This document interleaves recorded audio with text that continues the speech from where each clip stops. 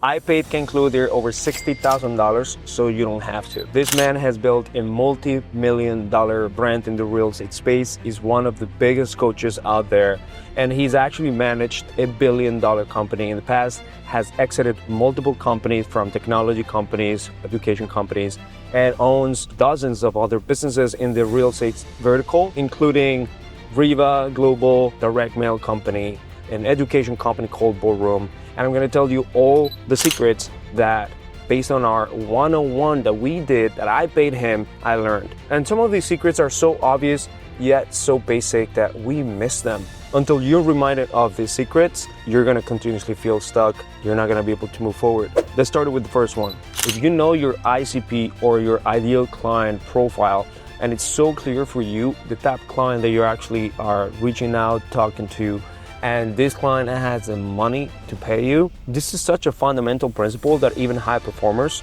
drift away from.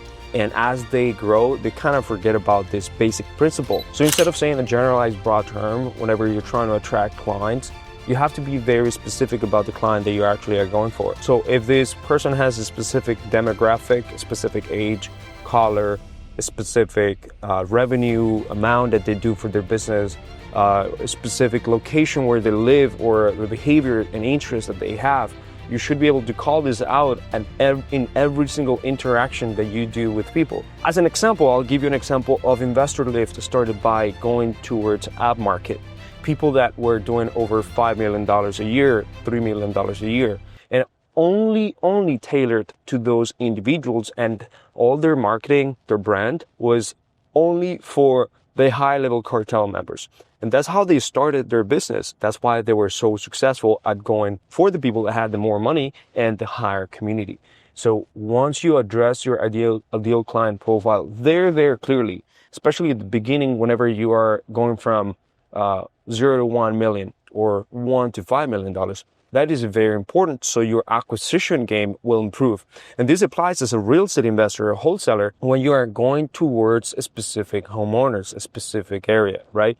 But most importantly, if you are in any other space, whether it's software or coaching of sort of consultant or agency, this applies to you. The second thing is that we don't need to do crazy guarantees in order to earn the trust and respect of good buyers or good clients. So instead of saying 5 deals a month guaranteed, that could potentially actually attract only a lower level of clients.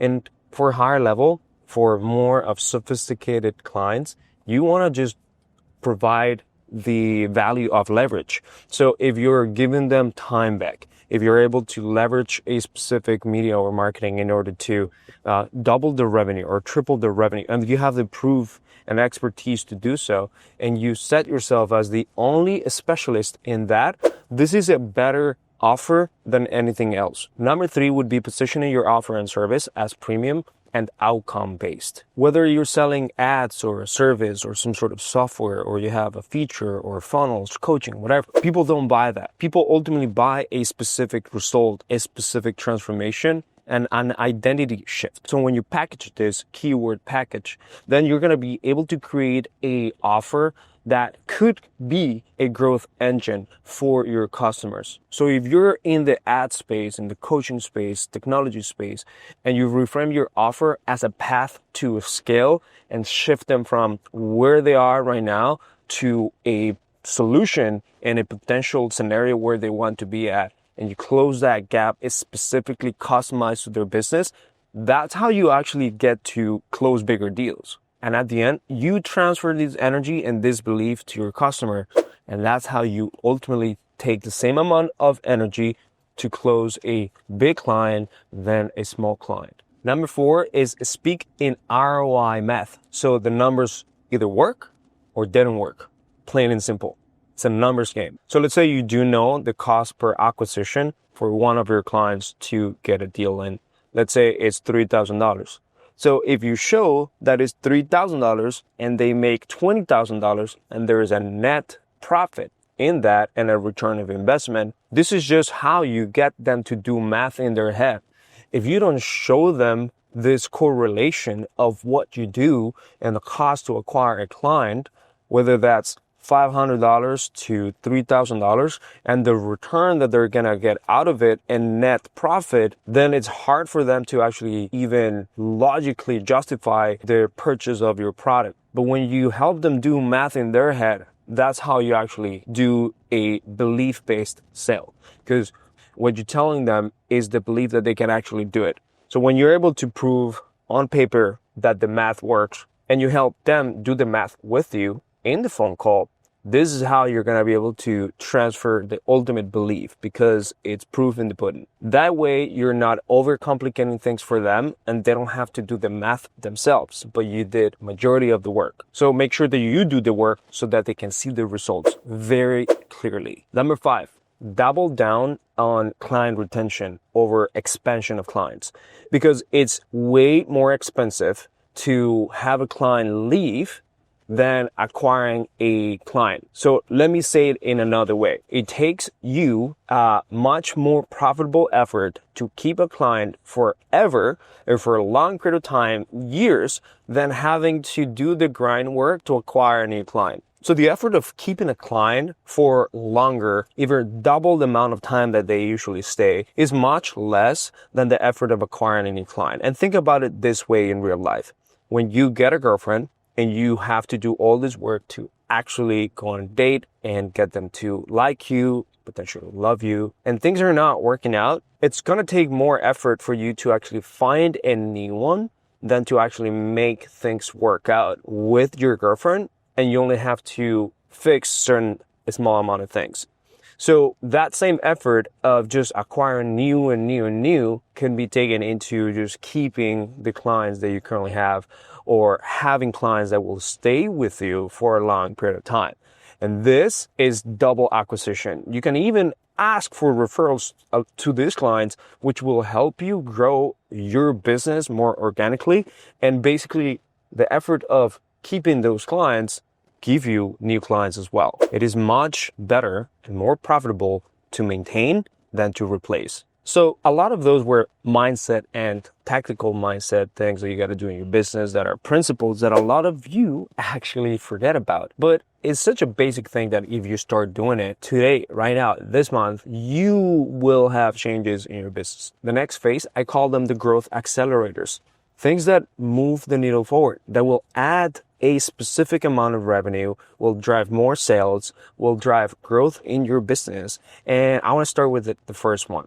First one is going to be building a self-liquidating offer funnel. And this would be designed as a low ticket entry, which could be $27 to $97 or even $497, depending on how you do it, that funds your cost per acquisition. For example, if we're doing lead generation, or it's you're coaching for sales, or like growing your business, or helping other real estate investors grow their business, you can ultimately sell a ultimate conversion script or a checklist with a mini course that is actionable in just less than 30 minutes and will help your pipeline get full.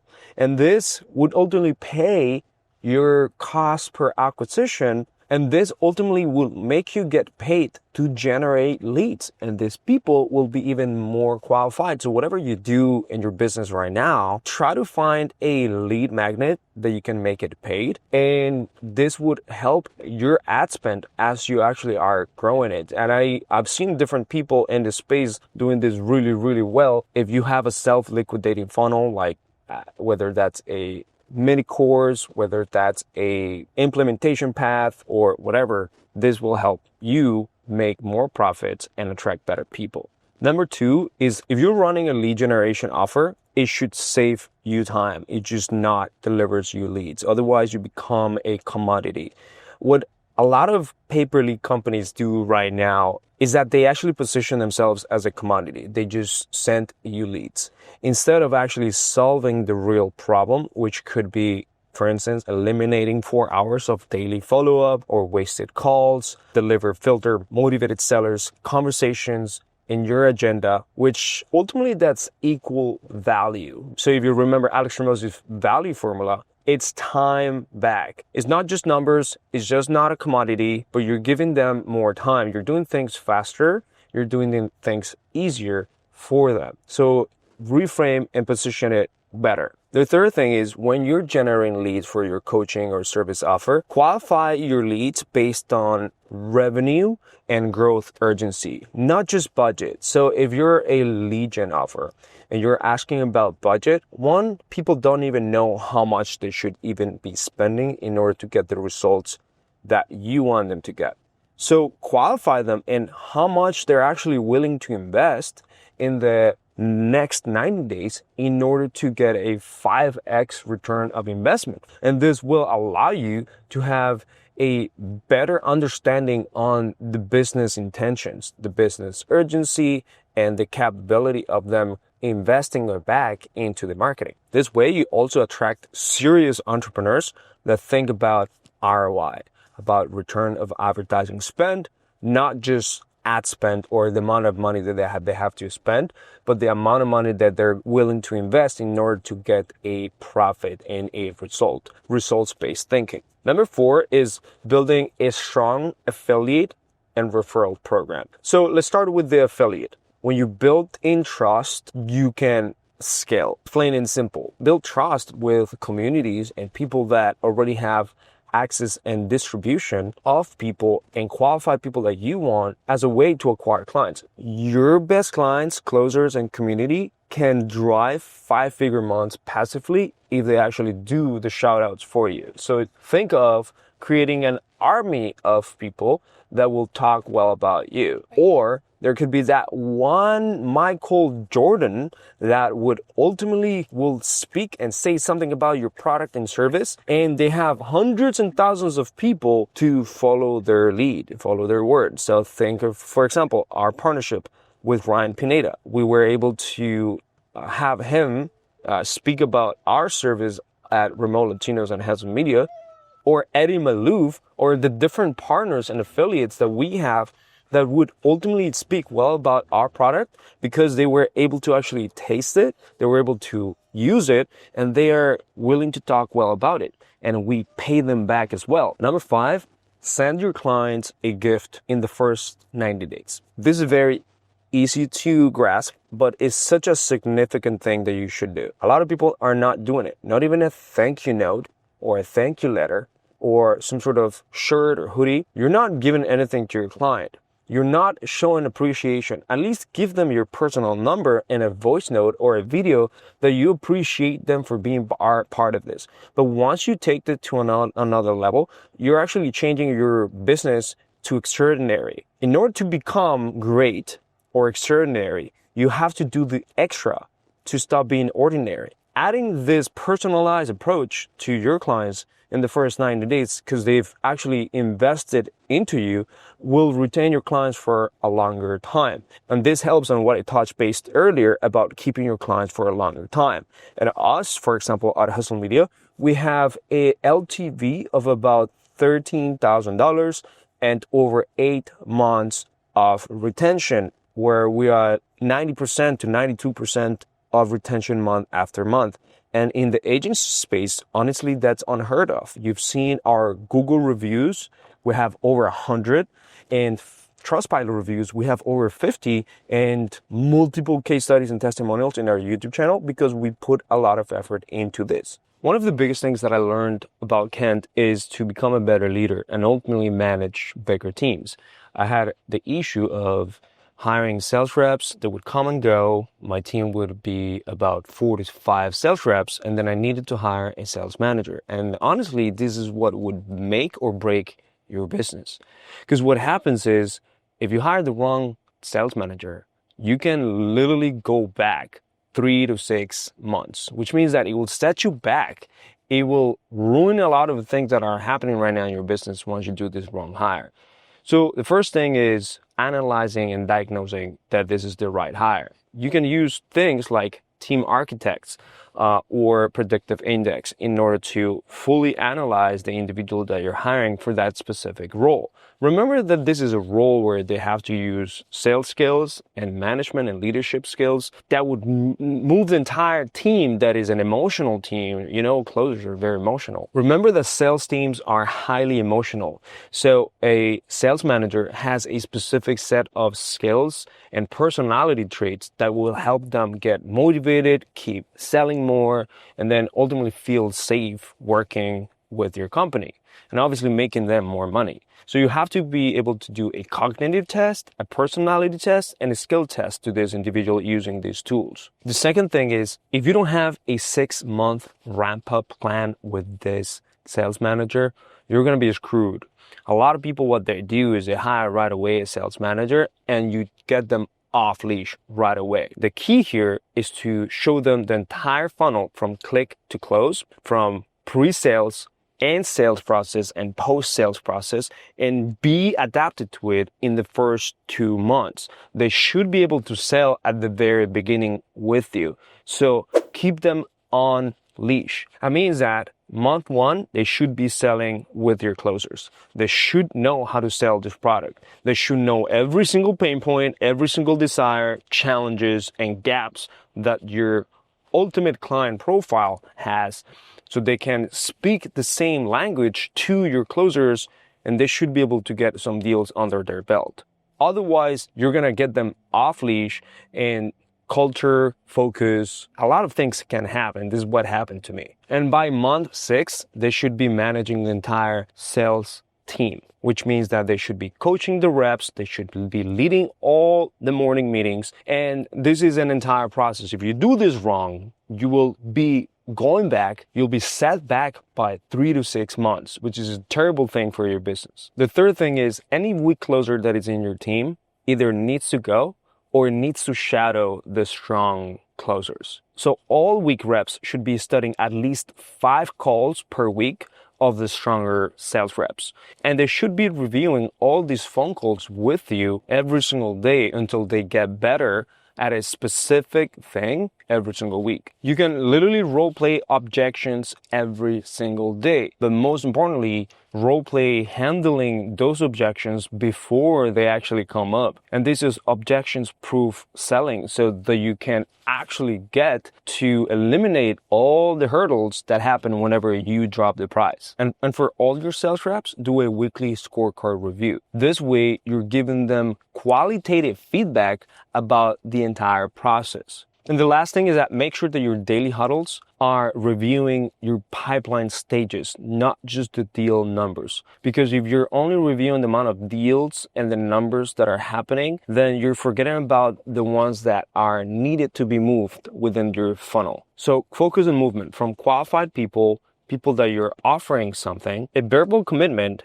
and closed. And try to remove as much friction from all these conversations that your sales reps are doing, and step in whenever it's necessary to actually move one prospect from one funnel stage to the other funnel stage. So if someone is having fear at the verbal commitment part after being offered a deal, you come in and help and step in into getting this deal closed. So you move the entire pipeline forward. One of the biggest things that Clier does really well is to do CEO mindset recalibrations, which is a huge part, and a lot of people don't see this. This is very high level, and this is a rare guidance a lot of people don't really see. When you think about Clier, you think of someone that he may seem scary from the outside, but internally, he's a very strong character and can tell you the things that matter at the right time. And he knows exactly how to pinpoint those things by just having a short conversation with you. So these recalibrations at the end of the day shift how you see the business, how you see your team, how you see your role. And it's a subtle, powerful, but long-term effect feedback that you get from someone that has run a billion-dollar organization, a multiple business, multi-million-dollar organization, over 8-figure entrepreneur, and can tell you things direct the way that you need to, and can tell you things directly the way that you need to hear them. The first one is operating from gratitude. Do this reframe in your mind. We get to do this. So a simple phrase that resolves any ego that you have, whether you're going through stressful times or things are not going your way, and maybe there's entitlement. Maybe you know that you have achieved big things. But once you do this reframe, it can help you reconnect you to the privilege of playing this game. You get to be playing this game. How many people don't get to be playing the game at a high level? How many people don't get to be the top 1, top 5%? 98, 99% of them. Majority of people are playing the game small and they're not achieving their dreams. They're not touching success and they're not really happy. So why should you not reframe yourself so you actually are grateful of everything that you have achieved? So we get to do this. The second thing is context over content. And this is one of his most favorite phrases that he tells me a lot consistently, because sometimes things don't land the way that you want, or things don't happen, businesses don't happen the way that you want, because you don't put the right context. You don't position it in the right words. You're not perceived the right way. Maybe because it's your tonality. Maybe it's the way that you dress or that you show up in a room. Maybe that day you didn't really care about yourself. And ultimately, you didn't deliver the message. You didn't deliver what you wanted to say or you wanted to do the right way. So everything at the end of the day is context. The content doesn't really matter as long as the pre-frame, as long as what positions it is the right way. The third thing is give feedback with consent. When you give feedback to someone, make sure that you ask this question. Can I go direct with you? Can I coach you for a minute? Can I share with you something that I've learned after doing this a bunch of times and having the same issue that we're actually seeing right now? This ultimately diffuses defensiveness and sets the tone for constructive leadership and team trust, relationships trust, whether that's someone in your team or even in your personal life. The fourth thing is that aggression often masks insecurity. So if you're tense or overcorrecting people, you have to step back. The only way for you to actually show up as the leader that you need to be and as the CEO that you need to be, you have to have calm clarity with strong standards. This is way bigger than applying pressure. This will allow you to talk with many people at the same time, not just the people that are gonna be able to take your shit and, take your pressure, but a lot more people that they prefer calm clarity, kindness, warmth with strong standards. And this is way better than just ultimate pressure. The fifth thing, do not chase enterprise value way too early. One of the biggest mistakes that startups do is that they want to chase enterprise value, but they don't understand that keeping your cash flow engine should be one of the most important things that you should do. Having it as one of your main priorities will help you have a healthy business. And too many founders over-engineer organizational charts before they have a product market fit nailed, which means that they would overhire, overstaff, overdo things before they actually get to the market and actually sell something that people are going to buy. And you're ultimately going to create revenue and profit. And the sixth thing is adopt an EOS style meeting cadence with your level 10 meetings, which is your leadership meetings. Do weekly level 10, quarterly rocks, and scorecards that your team will be able to track, that it structurizes your team without needing for you to be there 24/7. So he actually talked about a software. So he actually uses a software to keep track of every single meeting. Once you run everything on EOS, things just get so much more organized. And the last thing I want to share is some ninja tactics that he actually talked about. Some hard truths, rarely thought, and I want to share it with you. Number one, letting some people fail or quit is part of the upgrade. In order to level up, you have to allow this to happen because not everyone grows with the company. If they can't meet the rising standards, don't hold the rocket down for them. It's just part of the growth. Some people are here to be from 0 to 1, and some people are here to still be from 1 to 10, but a lot of people are not here to be from 1 to 2 or from 2 to 5. They just can't handle it. They either don't have the capacity to do it, the capability to do it, or they just don't want to do it. So once you understand this, you're going to be more stress-free and, just think about just bringing in higher level team members as you grow. The second one is dominate one niche before expanding horizontally. So become the go-to for one pain point. So if you try to serve 5 different avatars at once, you will dilute the focus that you have on your operations and marketing, and then ultimately you become less profitable over time. The third thing is don't scale what depends on your face or your mind. If you systemize your value into frameworks, videos, SOPs, once you disappear, the machine should still print results. If everything is relying on your brain and on your face, this is what's going to break your business. Number 4 is make your process look hard so people pay to skip pain. So if your lead generation or your sales systems look way too easy, clients undervalue them. So showcase the grind, showcase how hard it is to actually get these type of results that you have. That way you stop being seen as a commodity. And now you are being seen as this precious premium-based product that is very hard to actually produce. And the 5th one, I really like this one, is use fight analogies to frame culture shifts. So for example, we're entering an UFC camp phase. Expect bruises, expect punches, expect that you're gonna get knocked down, expect that you're gonna have chokes. If this will pre-frame any tension and discomfort as you progress, because this is a high performing team.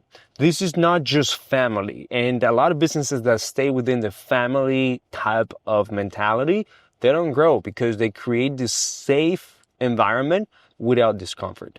You have to create both. It's a safe environment with discomfort, not conflict. This preframes everything that you need in order to create warriors, soldiers, high-performing team members, people that are going to battle with you. And this, honestly, is one of the biggest things that I've learned with Ken Clier. I'll drop down a document below in the description of this YouTube channel.